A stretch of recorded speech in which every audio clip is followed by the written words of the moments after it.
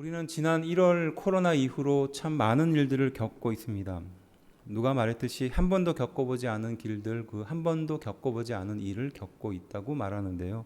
학생들이 학교 가는 것도 멈췄고, 또 사람들이 만나서 이야기하고 여행을 가는 것도 멈춰졌습니다. 가장 가까운 사람들과 만나서 이야기하고 너무 당연한 것들을 이제는 못하게 되지 않을까라는 걱정과 두려움이 앞서죠. 그리고 지지난주에 우리는 또 한 번의 좌절을 겪었습니다. 4단계로 급격하게 올라가면서 사람들 마음속에는 좀 희망이 생겼다가 다시 또 희망이 꺼지고 희망이 생겼다가 꺼지고 이걸 반복하는 것 같아요. 그리고 올해 새롭게 들어와서 그래 여름 정도 지나면 좀 나아지지 않겠냐 뭐 이런 생각들과 희망을 품었습니다. 또 마음 한편엔 또 그래요. 올 가을 정도면 좀 나아지지 않을까. 근데 또 가을 가면 무슨 일이 생길지 모르는 일이에요. 이 고통이 언제 끝날지, 이 고난이 언제 끝날지 그것만 바라보게 되는 것이죠. 또 한편에 어떤 사람들은 물어봅니다. 이 질병이, 이 전 세계적인 질병이 과연 누구의 탓이냐, 누구의 잘못이냐. 하나님은 우리 그리스도인들에게 어떤 말씀을 하시고자 이런 고난의 한가운데 우리를 이렇게 내모시느냐. 엊그제 여러분들 올림픽 한 거 다 보셨죠? 개막식 하는 거 다 보셨으리라 생각합니다. 불꽃놀이가 막 터지는 걸 보면서 그런 생각이 들었어요. 과거를 돌아보면서 저 불꽃놀이가 막 터질 때 사람들의 기분이 막 좋아지고 막 행복한 마음이 들고 그 메인 스타디움에 사람들이 꽉 차서 나도 저기 가보고 싶다라는 그런 마음이 들잖아요. 그러면서 한편으로는 지금 그렇지 못하는 내 모습을 보면서 그 화려했던 모습을 보면서 부러워하는 마음도 생기고 또 마음 한편에는 왜 우리는 이렇게 살고 있을까라는 그런 마음의 원망도 또 생기는 거예요. 당연한 것, 또 우리 인생에 당연하게 내 손에 주어진 것에 대한 감사가 없이 살았다가 그것을 잃고 나서야 그게 정말로 감사했구나 이런 마음이 들고 과거를 돌아보면서 행복의 가치에 대해서 다시 한번 꺼내보는 것이죠. 그리고 마음 한편에 참 불편한 감정들이 생겨나는 겁니다. 당시에 이스라엘 백성들은 지금 우리와 같은 큰 고통을 당했습니다. 무려 7년 동안 당했어요. 우리는 지금 2년을 못 채우고 있지만 이스라엘 백성들은 무려 7년 동안 미디안이라는 나라를 통해서 무려 7년 동안 고통 속에 살게 됩니다. 미디안은 누구일까요? 아브라함과 세 번째 아내 그두라 사이에 난 네 번째 아들의 족속입니다. 그러니까 이스라엘 백성의 아주 먼 친척이라고도 볼 수 있죠. 근데 미디안이 사실은 이스라엘 백성을 참 많이 괴롭히는 대표적인 민족 중에 하나였습니다. 그래서 성경에는 요셉을 판 상인이 바로 이 미디안 상인이었었고요. 그리고 모세의 장인 이드로가 바로 이 미디안의 제사장이었습니다. 근데 중요한 건 지금 이스라엘 백성들을 괴롭히고 있는 상태라는 거죠. 도대체 어떻게 괴롭혔는지 말씀을 통해 좀 살펴보면요. 6장 4절입니다. 우리 한번 볼게요. 6장 4절. 진을 치고 가사에 이르도록 토지 소산을 멸하여 이스라엘 가운데에 먹을 것을 남겨두지 아니하며 양이나 소나 나귀도 남기지 아니하니라고 말해요. 그러니까 토지 소산, 그러니까 열매죠. 열매를 싹 다 걷어가고 그리고 먹을 것 그나마 남는 사람은 먹어야 농사도 짓고 다음에 뭔가를 해야 되잖아요. 그것도 남겨두지 않고 싹 가져가고 심지어는 양이나 소나 나귀 또한 다 가져가는 겁니다. 그러니까 싹 쓸어갔다는 거예요. 남겨놓지 않고 싹 가져갔다는 겁니다. 우리가 그렇게 보면 미디안이 이스라엘 백성들을 침략하고 그들이 가지고 있는 것을 가져오기 위해서는 어느 정도 살만한 것들을 좀 남겨놔야 되잖아요. 근데 미디안은 그렇지 않고 다 가져갔다는 겁니다. 그래서 2절을 보면요. 이렇게 말합니다.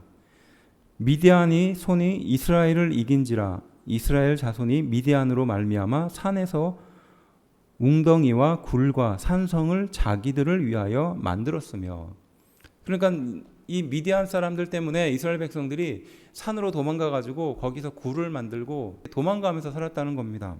웅덩이와 굴과 산성에서 살고 있었던 이스라엘 백성들 그 사람들의 불행은 이루 말할 수 없겠죠. 그래서 이스라엘 백성들은 하나님께 간절히 부르짖습니다. 이스라엘 백성들의 상태를 생각해 보면 무려 7년 동안 씨앗도 남기지 않고 미디안이 와서 다 걷어갔거든요. 그래서 조금 희망이 자랄 만하면 와서 또 가져갑니다. 좀 먹고 살 수 있는 최소한의 것들은 남겨놔야 되는데 그것마저도 다 가져가 버리는 상태로 무려 7년 동안 살게 되는 거죠. 그러니까 이스라엘 백성들은 그 마음의 심령의 상태가 어땠는지 짐작이 좀 가죠. 물론 지금과 비교하기는 좀 그렇지만 그래도 작년부터 계속 이 힘들고 어려운 시간이 반복되고 좀 나아질만 하면 조금 더 그렇고 좀 나아질만 하면 또 괴로움에 빠지고 이런 지금의 상태와 다르지 않는 거죠. 사람들은 이겨내려고 노력을 하는데 이러한 희망이 또 한번 좌절될 때마다 참 마음속에 불행과 괴로움과 고통이 커집니다. 사람은 실제로 죽는 것은 한 번이지만은요, 이 죽음에 가까운 고통은 여러 번 겪는 것 같아요. 아니면 어떻게 보면 죽음이라는 것은 상상할 수 없지만 죽음과 비근한 그런 예와 같은 고통들은 인생을 통해서 여러 번 겪게 되는 거죠. 그런 예들은 얼마든지 있어요. 그 일을 겪을 때마다 우리는 이 희망이 사라지고 절망이 가득할 때 어떻게 이것을 벗어나고 극복할 수 있는가? 오늘 함께 읽은 이 말씀을 통해서 하나님은 우리에게 무엇을 원하시는가? 그리고 이러한 상황에서 어떻게 벗어나며 살기를 원하시는가? 그 은혜를 좀 찾아보려고 합니다. 이스라엘 백성들은 이런 고통 속에 살았습니다. 그때 하나님은 바로 이 이스라엘 백성에게 찾아가십니다. 그리고 구체적으로 기드온이라는 한 인물에 찾아가죠. 그때 기드온은 무엇을 하고 있었을까요? 11절 말씀입니다. 우리 한 목소리로 한번 읽어보겠습니다. 시작. 여호와의 사자가 아비에셀 사람 요아스에게 속한 오브라에 이르러 상수리 나무 아래에 앉으니라. 마침 요아스의 아들 기드온이 미디안 사람에게 알리지 아니하려 하여 밀을 포도주 틀에서 타작하더니 라고 말합니다. 그러니까 하나님께서 이스라엘 백성에게 찾아가고 기드온이라는 특별한 사람에게 찾아갔는데 그 기드온은 무엇을 하고 있었느냐? 미디안 사람에게 들키지 않으려고 밀을, 그러니까 그 당시에 수확물이죠. 밀을 어디에서 수확했다?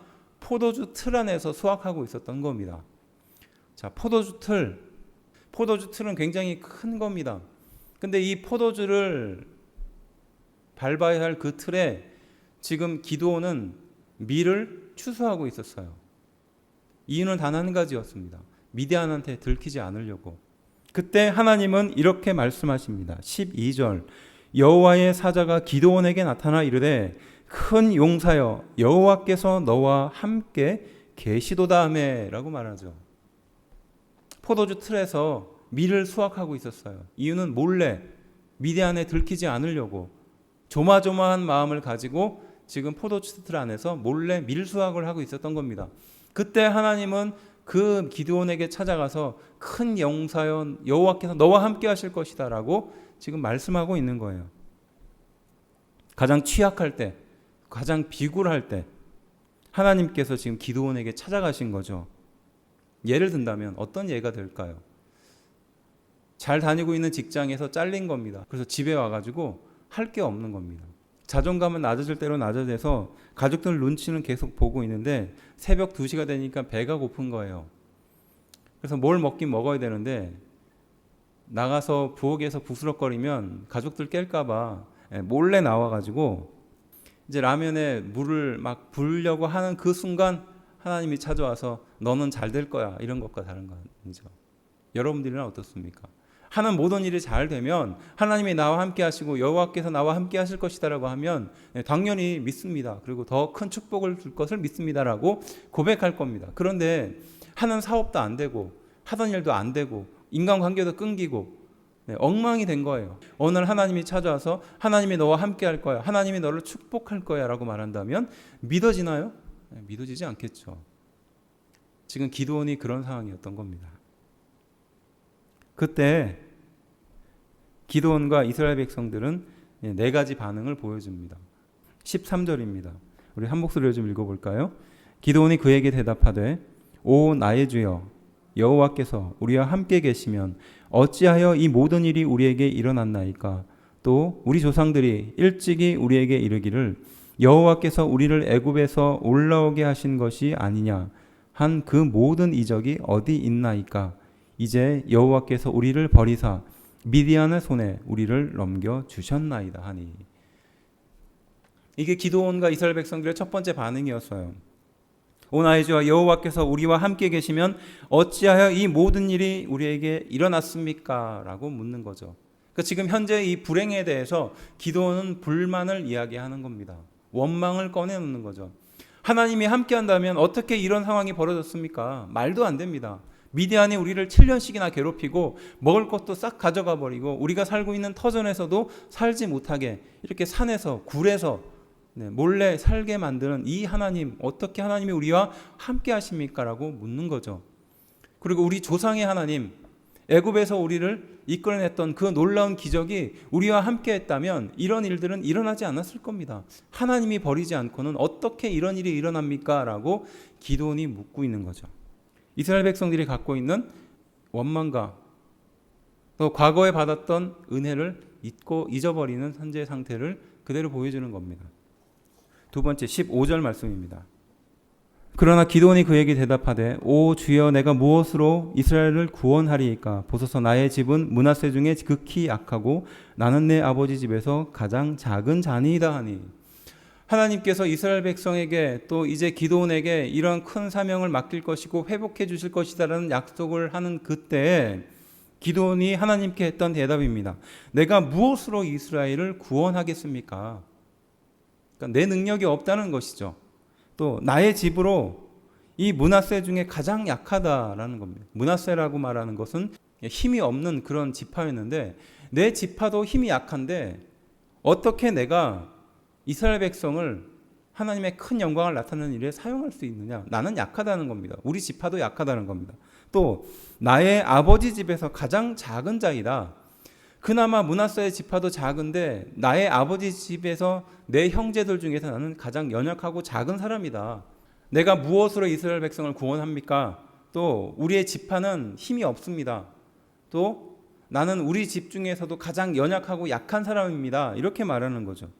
이것을 잘못 보면 겸손으로 이해할 수 있어요. 하나님 앞에 겸손히 하나님께 나아가는 것으로 오해할 수 있는데 사실은 이건 유약한 자신의 모습을 그대로 보여주는 거죠. 모세가 광야에서 40년 동안 침묵하면서 자신이 저지른 살인을 피해서 도망가면서 인생을 살다가 어느 날 떨기나무 불꽃을 통해서 하나님을 만났을 때 나는 힘이 없다, 나는 능력이 없다, 나는 말을 못한다 이렇게 말했던 것과 다르지 않는 내용이죠. 그래서 사람의 본성은요 두 가지 중에 하나라고 하는데요, 교만하든지 아니면 유약하든지 이 둘 중에 하나라는 겁니다. 조금 잘하는 것 같고 이러면 금방 교만해지다가도 금방 또 불행 앞에 유약한 자신의 상태를 그대로 드러내는 겁니다. 또 기드온의 상태는 어땠을까요? 17절입니다. 기드온이 그에게 대답하되 만일 내가 주께 은혜를 얻었사오면 나와 말씀하신 이가 주 되시는 표징을 내게 보이소서라고 말하죠. 표징을 보여달라는 겁니다. 증거를 보여달라는 거예요. 확신을 심어달라는 겁니다. 네, 하나님께 사명을 받았을 때 또 하나님께서 이 길을 원하실까 원하지 않을까라고 우리가 고민하고 기도할 때 하나님 이왕이면 이 길을 갈 수 있도록 우리에게 확신을 달라, 표징을 달라, 어떤 증거를 달라, 뭐 이렇게 기도할 때가 있죠. 그래서 뭐 아침에 일어났는데 차에 서리가 껴있으면 하나님이 응답으로 받아들이겠습니다. 뭐 이렇게 생각하는 사람도 있고요.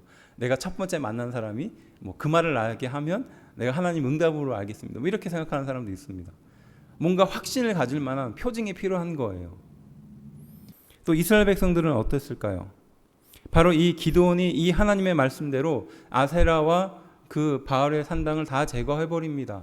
그러니까 이스라엘 백성이 그 소식을 듣고 찾아와서 그 아버지에게 따지는 내용이 등장하는데 30절 성읍 사람들이 요아스에게 이르되 내 아들을 끌어내라. 그는 당연히 죽을지니 이는 바알의 제단을 파괴하고 그 곁에 아세라를 찍었음이니라 하니. 지금 이 말을 하고 있는 게 누구냐? 미디안 사람들이 아니었습니다. 이스라엘 백성들이었거든요. 이스라엘 백성들의 입술에서 바로 이 이야기가 나왔습니다. 왜 이 이야기가 나왔을까요? 여기에는 배경이 좀 숨겨져 있어요. 이 가나안 사람들이 가만히 두지 않을 것이다라는 그 두려움이 깔려 있었다고 하죠. 그리고 이스라엘 백성들도 이 바알 신의 영향력에서 벗어나지 못하고 살았다는 겁니다. 바알 신은 어떤 것과 밀접하게 연관되어 있을까요? 네, 먹고 사는 문제하고 밀접하게 연관되어 있어요.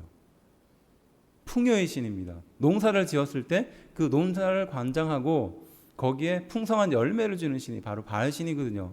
그러니까 이스라엘 백성들은 지금 현재 고난이 너무 크다 보니까 바알 신에 매달렸던 겁니다. 풍요의 신, 내 인생에 열매를 줄 신, 그리고 미디안 사람들이 또 가나안 사람들이 그것을 소중하게 여기니까 이것이 없어지면 우리를 해코지할 것이다라는 그런 마음속에 두려움이 컸죠. 한마디로 책임 전가하는 겁니다. 이게 정리해보면 바로 이러한 이스라엘 백성의 네 가지 상태를 그대로 보여주는 겁니다. 기드온과 더불어 이스라엘 백성의 네 가지 상태, 원망하고 은혜를 망각해버리는 것, 그리고 유약한 자신의 상태를 그대로 드러내는 것, 세 번째 표징을 구하고자 하나님께 매달리는 것, 마지막 네 번째 책임 전가하는 것. 실제로 6장 1절은 이렇게 시작합니다. 여호와의 목전에서 악을 행했기 때문에. 그리고 6장 10절 후반부에는 너희가 거주하는 아모리 사람의 땅의 신들을 두려워하지 말라 하였으나 너희가 내 목소리를 듣지 아니하였다라고 하나님은 단적으로 말하거든요. 그러니까 이스라엘 백성들이 지금 고통과 고난을 당하는 이유는 하나님을 떠났기 때문에, 그리고 하나님이 경고하시는 그 말씀을 듣지 않고 오히려 악을 행했기 때문에 이런 고난 속에 살고 있다라고 하나님은 명확하게 말씀하고 있습니다. 그런데 정작 원망하고 자신의 연약한 모습을 그대로 보여주고 증거가 필요하다고 얘기하고 마지막으로 책임 전가하는 거죠. 지금 우리라고 별반 다르지 않는 거죠. 지금 현재의 고난과 고통과 불평에 대해서 어떤 회의감이 드는 겁니다. 원망이 생기는 겁니다. 유약한 자신의 모습을 그대로 보여주는 거죠. 그때 하나님은 이 기드온에게 찾아가서 말씀하십니다. 16절인데요. 우리 한 목소리로 좀 읽어볼까요? 시작. 여호와께서 그에게 이르시되 내가 반드시 너와 함께 하리니 내가 미디안 사람 치기를 한 사람을 치듯 하리라 하시니라 라고 말합니다. 바로 이러한 상태에 놓여져 있는 우리 인생에게 찾아와 또 7년 동안 미디안에 붙들려서 괴로움 당하고 있었던 이스라엘 백성과 기드온에게 찾아가 우리 하나님께서 가장 먼저 하신 말씀입니다. 내가 반드시 너와 함께 하겠다. 믿으십니까? 우리 인생의 깊은 고통 속에 있는 그때 우리는 이 말씀을 꺼내야 될 줄로 믿습니다. 이 기드온에게 찾아가 주셨던 하나님의 말씀을 우리는 기억해야 합니다. 내가 반드시 너와 함께 하겠다는 것이에요. 반드시 하겠다는 겁니다.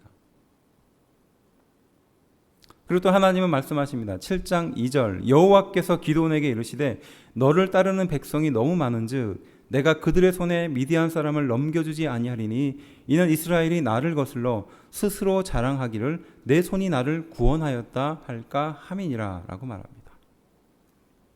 여호와께서 기드온에게 이르시되 너를 따르는 백성이 너무 많은즉 스스로 자랑하기를 내 손이 나를 구원하였다 할까 함이니라.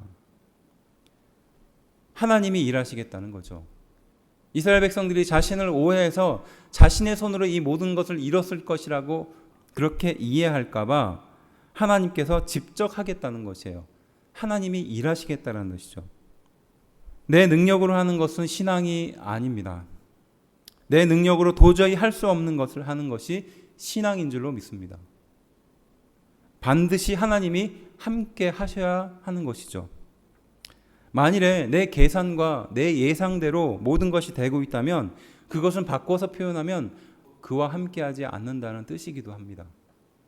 내 예상과 내 계획대로 가는 것이 아니라 하나님의 계획과 하나님의 예상대로 가야 하는 일인 줄로 믿습니다. 그것이 신앙이고 그것이 길이라는 것이죠. 결국 하나님은 이 일을 통해서 새로운 일을 계획하신다라는 뜻이죠. 기적을 우리 인생 가운데 보여주신다라는 것입니다. 우리는 이 이후의 기드온의 이야기를 대강 알고 있어요.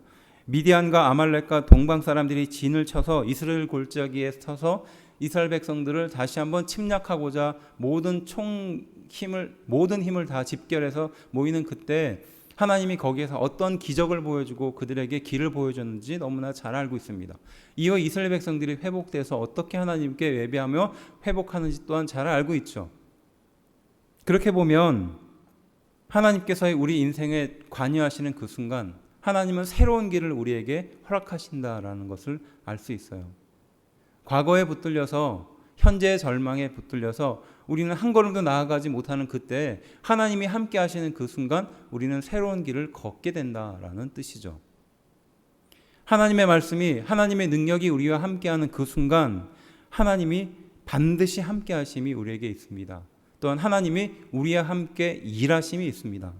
그리고 그 일을 통해서 새로운 일을 우리 인생 가운데 펼쳐 보여주신다라는 사실이죠. 믿으십니까? 하나님은 이 일을 통해서 이스라엘 백성들에게 새로운 일을 계획하셨습니다. 마찬가지로 우리 인생 가운데도 하나님이 반드시 함께 하실 것이고 또 하나님이 우리 인생 가운데 일하실 것이며 우리의 미래에 내가 상상하지 못했던 기적과 같은 새로운 일을 허락하시는 줄로 믿습니다. 기드온은 24절에 기드온이 하나님 앞에 이 일을 하죠. 기드온이 여호와를 위하여 거기서 제단을 쌓고 그것을 여호와 샬롬이라 하였더라. 그것이 오늘까지 아비에셀 사람에게 속한 오브라에 있더라. 아멘. 여호와 샬롬. 바로 기드온이 그 확신을 갖고 가장 먼저 했던 것이 제단을 쌓고 거기에 여호와 샬롬이라고 불렀다는 거죠. 하나님의 평강이라는 말입니다. 여호와 샬롬입니다. 지금까지 하나님과의 모든 관계가 다 끊어지고 잘못되고 멀어졌다면 바로 기드온은 그 순간 여호와 샬롬, 하나님과의 관계가 회복되었다, 하나님과의 평안이 회복되었다라고 고백하면서 제단을 쌓았죠. 결국 우리 인생의 모든 문제들과 모든 괴로움과 모든 고통들을 해결할 수 있는 유일한 것은 하나님과 함께하는 것, 여호와 샬롬, 하나님과의 관계가 회복되는 것이다라는 것을 보여주는 장면이죠. 환경이 변하고 결과가 변해야 평강이 오고 모든 것이 해결될 것이라고 생각하지만 사실은 그것이 아니라 하나님이 함께 하심으로부터 평강이 시작된다라는 것을 우리에게 말씀하고 있습니다. 과거를 생각해 보면 또 지난 우리 이 2년의 기간을 생각해 보면 참 괴로운 것들이 많았습니다. 겪어보지 않은 일들을 겪었고 또 앞으로 일들도 마찬가지겠죠. 마치 홍해 앞에서 이스라엘 백성들과 같을 수 있습니다. 차라리 애굽에서 종노릇을 하던 때가 훨씬 좋았다. 매장지가 없어서 우리를 여기까지 데려와서 죽이려고 하는가라고 모세에게 불평했던 이스라엘 백성들을 떠올리게 하는 구절이죠. 현재의 고난은 현실에 대한 원망을 낳습니다. 그리고 과거에 대한 그리움을 갖게 하죠. 이것이 우리 인생을 하나님과 멀어지게 만든다는 것을 우리는 이 기드온의 예를 통해서 또 이스라엘 백성의 예를 통해서 함께 찾아봤습니다. 늘 과거와 현재에 붙들려 살고 있는 우리의 인생을 향하여 하나님은 반드시 내가 너와 함께 하겠다라고 말하고 내가 너의 인생에 직접 개입해서 내가 직접 일하겠다라고 말씀하시고 그 하나님께서는 내가 너에게 새로운 길을 보여줄 것이다라고 약속하고 있는 줄로 믿습니다. 애굽에서 살고 노예로 살았던 이스라엘 백성이 홍해를 만났을 때 그 넘실대는 물결을 만났을 때 그리고 그 등 뒤에서 애굽의 군사들이 쫓아오는 소리가 들렸을 때 그들은 기겁하며 하나님을 원망하고 모세를 원망했죠. 하지만 그 홍해를 가르고 40년 동안 광야의 길을 헤매었으나 결국은 가나안 땅에 들어가 하나님의 거룩한 백성으로 서게 되는 그 일련의 모든 과정을 우리는 잘 알고 있어요. 그것을 한마디로 말하면 기적이었죠. 우리 인생도 마찬가지입니다. 하나님이 지금 이 시간 이 순간 우리에게 오셔서 내가 너와 함께 할 것이다. 반드시 너와 함께 할 것이다 라고 약속하고 있는 줄로 믿습니다. 그리고 그 하나님께서 나의 인생에 직접 개입하셔서 직접 일하신다는 사실이죠. 그리고 매 순간 매 순간 새로운 길을 우리 인생에게 베풀어 주시고 기적으로 이끌어 주신다라는 사실이죠. 이스라엘 백성과 기드온은 이 새로운 길을 걸어가게 될 것을 우리는 잘 알고 있습니다. 마찬가지로 하나님께서는 우리 인생을 이대로 두지 않고 새로운 길을 걷게 하실 줄로 믿습니다. 반드시 함께 하시는 하나님, 또 반드시 우리와 함께 일하시는 하나님, 그리고 우리에게 새로운 기적을 허락해 주시는 그 하나님께서 지금 우리 인생 가운데 함께하여 주시는 줄로 믿습니다. 미래는 어두워 보일 수 있습니다. 코로나가 언제 어떻게 끝날지 모르고 또 우리가 어떻게 이것을 극복할지 누구도 예상하지 못하는 현재 상황을 살아가고 있지만 나의 인생에 다시 한번 말씀하시는 이 귀한 말씀의 은혜를 따라서 이 세상을 살아가는 힘 있는 능력을 그리스도인이 갖고 있는 그 능력을 다시 한번 회복하는 우리가 되기를 주의 이름으로 축원합니다. 하나님을 붙드십시오. 하나님께서 우리 인생 가운데 일하시는 것을 목격하고 그 하나님께 맡기십시오. 새로운 길을 우리 인생 가운데 허락해 주실 것입니다. 하나님의 말씀의 은혜 앞에 다시 한번 엎드리는 우리가 되기를 주의 이름으로 축원합니다. 기도하겠습니다.